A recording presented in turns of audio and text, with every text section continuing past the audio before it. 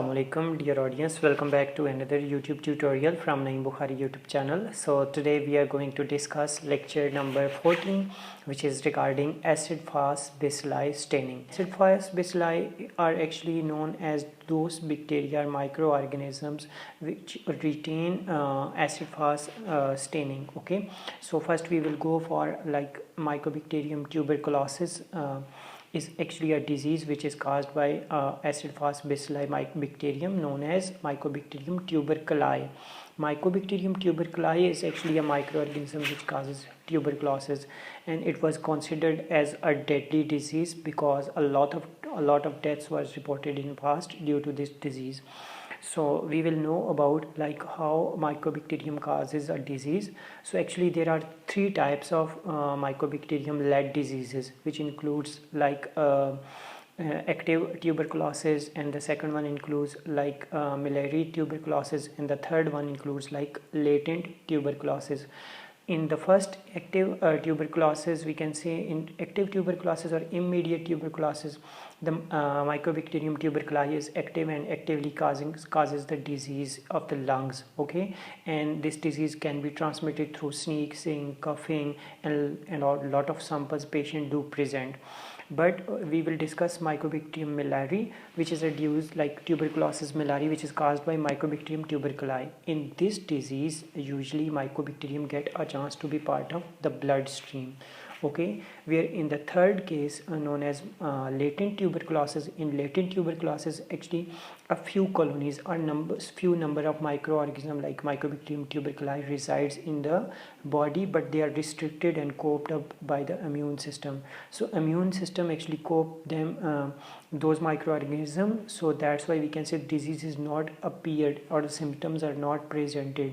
So such people or in latent tuberculosis patients, usually asymptomatic conditions exist. Okay, but patient do possess the disease. So moving forward for the contents, means what kind of contents actually we will discuss in today's lecture. Those content in school like history and introduction and principle of acid-fast bacilli staining, and then what are the required reagent for this staining per procedure, and then we will discuss the procedure, how we can do or how we can conduct acid-fast bacilli staining, and further what are the errors or expected false positive results, and then at the end we will discuss the conclusion. So this is a whole lecture which we are going to discuss. First, discussing introduction or history. So it was our acid-fast bacilli staining was first discovered by Ehrlich in 1881 and modified by Ziehl-Neelsen. सो 1881 में actually एर्लिश ने एक stand बनाई थी, adopt की थी उसने. अब उस स्टेन का ड्रॉबैक क्या था, वजह क्या थी कि वो स्टेन ज़्यादा इफ़ेक्टिव नहीं थी. तो उसमें जो प्राइमरी स्टेन थी वो जब हम ऐड करते थे ग्लास स्मेयर पे, जिसमें हम माइकोबैक्टीरियम ट्यूबरकुलाई का स्मेयर बनाया और उस पर हम प्राइमरी स्टेन ऐड करते थे, that stain was not actually fixed properly.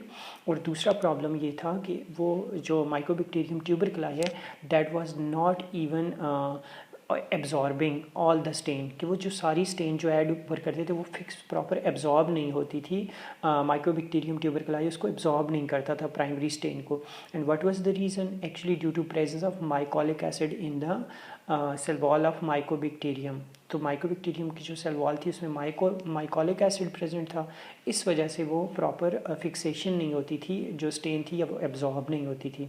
तो बाद में फिर क्या हुआ कि एसिड फास्ट स्टेनिंग बनाई गई. Acid fast means bacteria which protect the primary dye due to washed off from the action of acid alcohol decolorizer. तो इसमें क्या होता था कि जो प्राइमरी स्टेन है that was not even washed out. तो ये प्राइमरी स्टेन जो थी वो प्रॉपर एब्जॉर्ब फिक्स हो जाती थी एसिड फास्ट स्टेनिंग या ज़ील-नेल्सन स्टेनिंग में, और वो वहाँ पे वॉश आउट नहीं होती थी. This was the most important character of zeal-Nelson staining. Principle, what is the principle how we can do achieve acid fast bacilli staining procedure. So acid fast has been described to the high content and variety of lipid fatty acids and higher alcohols found in tuberculosis bacilli. तो जो ट्यूबरकुलाई basis इसकी जो cell wall है basically, या इसके जो cellular content हैं वो बहुत ज़्यादा हाई हैं. उसमें सेलुलर कंटेंट में लिपिड्स मौजूद हैं और इसके अलावा फैटी एसिड मौजूद हैं, अल्कोहल्स मौजूद हैं. तो due to enriched fatty acid contents and similarly acid फॉस्फेसिलाई is long chain fatty acid molecule. तो जो long chain fatty acid molecule है, माइकोलिक एसिड एक्चुअली प्रेजेंट है इसमें, and it's not property of lipid alone but also on integrity of the cell wall.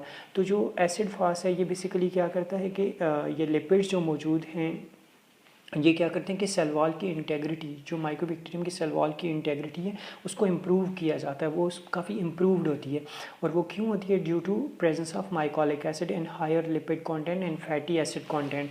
That's why we can say the cell wall और cellular constituents और content of mycobacterium tuberculi will be more we can say they will be more stable.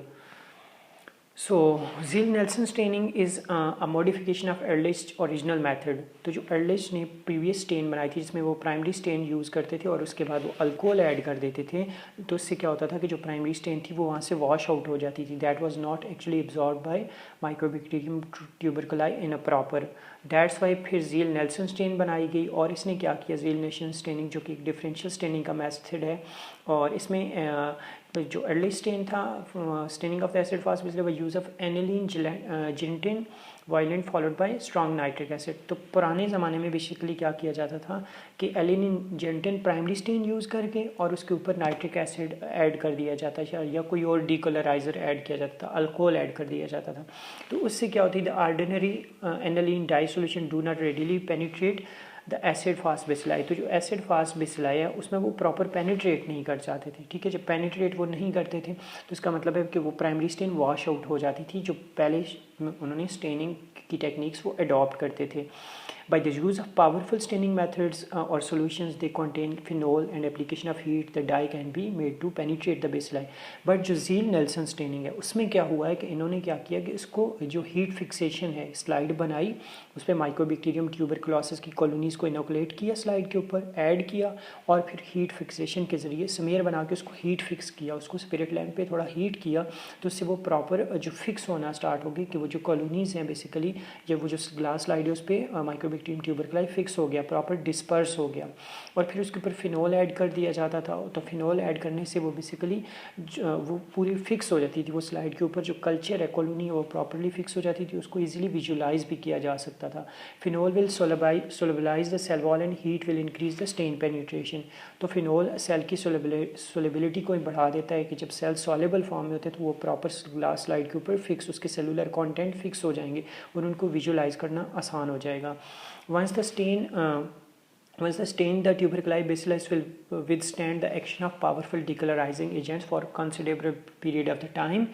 और अब क्या होता है कि हम लोग जब वॉश आउट करेंगे कि जो डीकलराइजर्स हैं जिनके ज़रिए हमने वॉश आउट करना है प्राइमरी स्टेन को, तो वो प्राइमरी स्टेन बीच में से वॉश नहीं होगी क्योंकि वो प्रॉपर एब्जॉर्ब हो चुकी थी। तो this is actually advantage of using phenol and heat fixation in the process of Ziehl-Neelsen staining। okay, अब reagents, what kind of reagents actually we do require while we are going to perform acid fast bacilli staining procedure। the first one is like कार्बोफक्सन जो कि basic stand है, और इसके साथ phenol. कार्बोफक्सन और phenol ये primary stand और basic in nature है, और साथ में फिनोल भी ऐड किया जाएगा। तो इससे मतलब ये होगा कि एक तो जो आपका माइकोबैक्टीरियम ट्यूबरकुलाई है जो स्लाइड पे आपने डिस्पर्स किया हुआ है वो तो प्राइमरी स्टेन को प्रॉपर्ली एब्जॉर्ब भी करेगा, और फिर जब आपने फिनोल उसको ऐड किया तो वो सेलुलर कंटेंट डिसॉल्व हो जाएगा और वो प्रॉपर डिस्पर्स हो जाएगा। और फिर साथ में आपने क्या किया कि उसको हीट फिक्सेशन की तो वो एक बहुत अच्छी स्लाइड आपके पास बन जाएगी।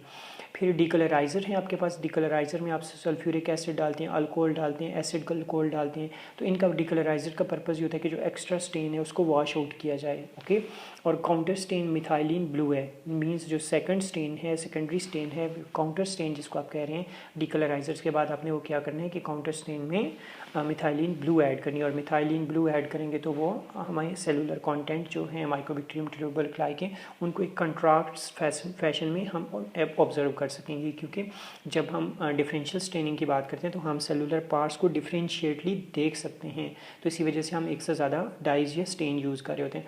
The dye is basic and its combination with a mineral acid uses a decolorizer produces a reddish pink compound that is readily dissolve out of all structure except acid fast bacteria.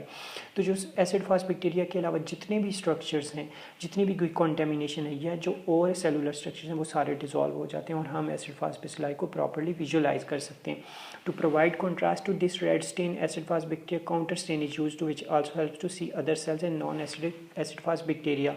अब यहाँ पे एक बहुत interesting बात है कि क्या हम ग्राम स्टेनिंग यूज़ कर सकते हैं for the microbacterium tuberculi. Yes, you can do gram staining for the acid fast bacilli as well, but in that case only weak positive results will be obtained. कि आपको जो gram staining है उसमें acid fast bacilli बहुत week नज़र आएंगे, बहुत मतलब उनकी जो कॉलोनीज़ वगैरह हैं या जो शेप है, मॉर्फोलॉजी है, वो बहुत कम नज़र आती है.